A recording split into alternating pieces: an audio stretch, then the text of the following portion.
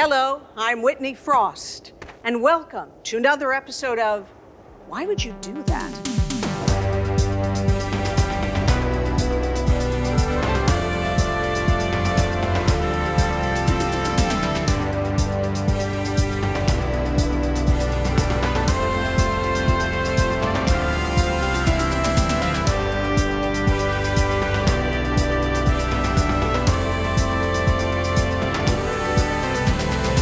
On today's episode, we will meet the most courageous, the most intrepid, and least qualified explorers in the world.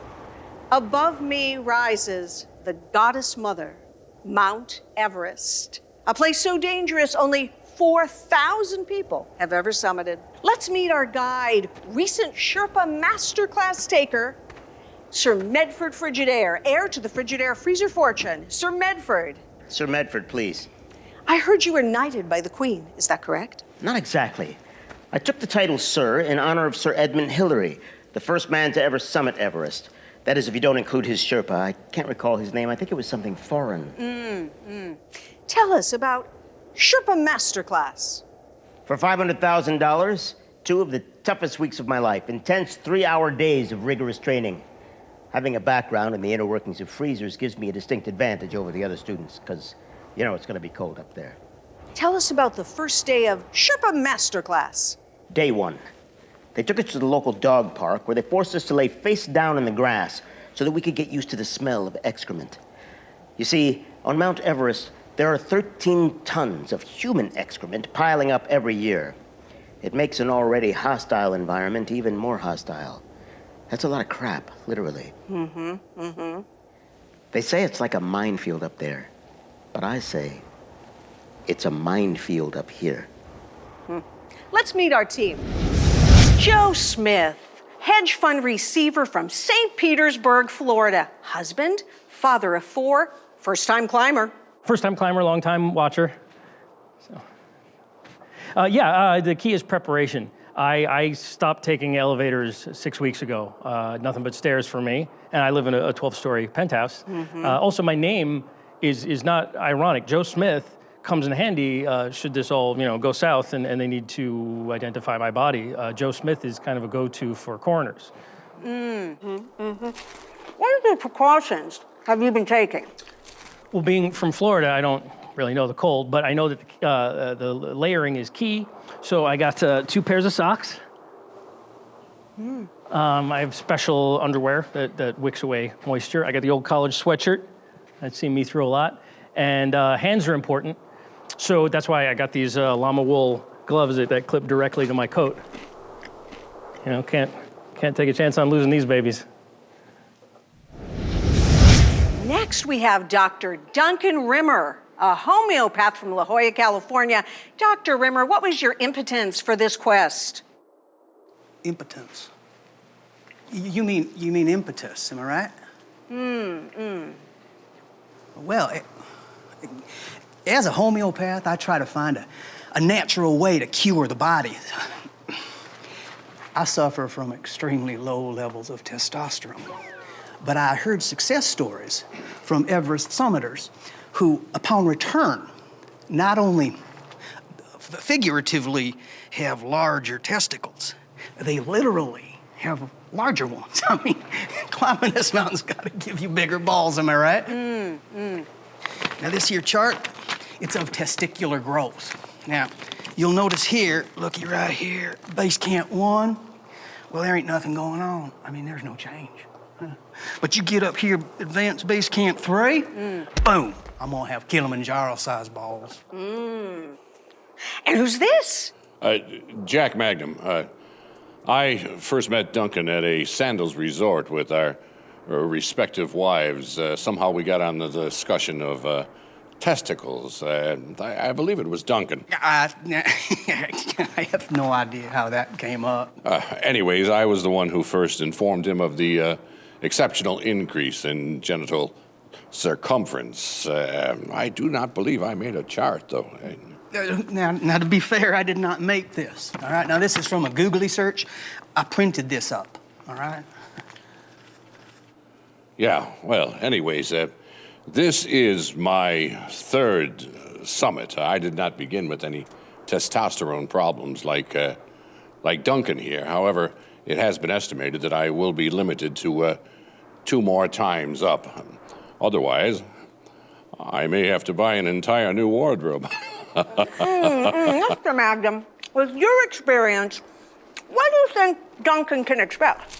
Well, I did tell him that the toughest part was just waiting to get to the top. Sometimes you're standing behind somebody for 35 or 40 minutes, and then you realize that they've been dead for 20 years. Just standing in line, waiting to summit. I'm too polite. That's my problem. I might not say anything for quite a while.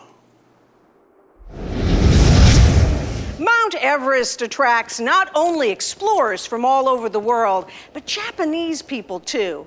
I have with me here Lynn Anderson from Kyoto, Japan. Lynn is a scientist, so you know she's thought this through. こんにちは。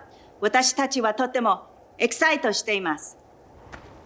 Lynn, would you please tell us about your fascinating work you're doing here with your little helper on Mount Everest? 名前はハリエットと申します。探し物を見つけて持って帰るネズミです。この子はニューヨークピッツァラートの子孫です。 Is that a rat? I won't know until we see the subtitles. Yes. The goal here is to acclimate her and hundreds of her children to the hostile climate on Everest. Once adapted to the environment, Harriet and I will lead an expedition of her children to retrieve all waste matter from the mountain. She is so adorable in her little outfit. Is that REI? Everest has nearly 8 decades of garbage on its face. This is why we need rats. Rats know garbage better than anyone, and they will instinctively take it down from the mountain, just as Pizza Rat took his pizza back down into the subway to feed his family. Gracias, Lynn. Lynn's message is important, and you'll know it too when you can read the subtitles. Behind me, we have Hiram Thunderclap, a practitioner of the meditative martial art of CG imaging. Is that correct? Polar bear down. Yes. Using CG, I can kill a man from 800 yards using any one of 12 weapons. And that'll be useful. CG has taught me many things, nearly all of them relevant.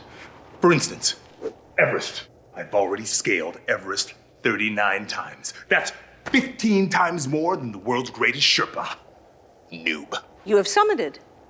Simulated summited. Using this suit, I've gone through 247 simulations. Died nearly every time.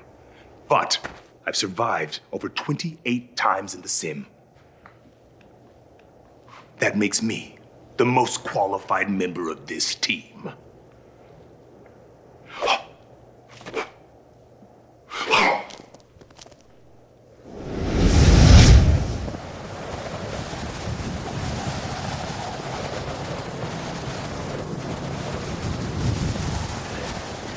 I'm cold.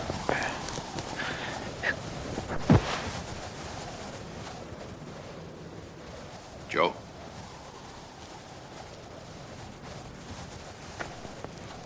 You just resting? Are you moving on?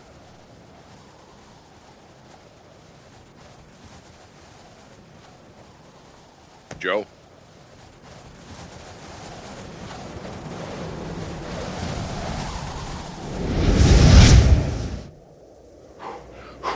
So cold.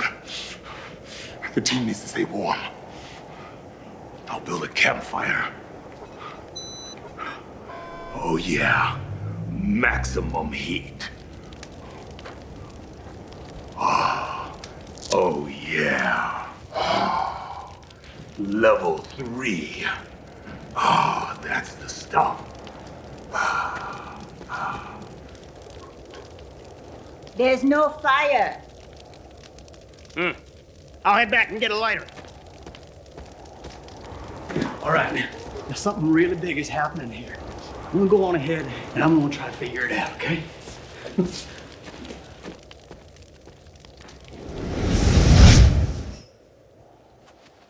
Sadly, no one from Sir Medford's team summited.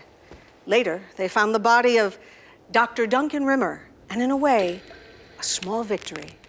Success story and survivor Lynn Anderson and her rat Harriet have been commissioned by the government to take the garbage down from Mother Earth's most angry daughter.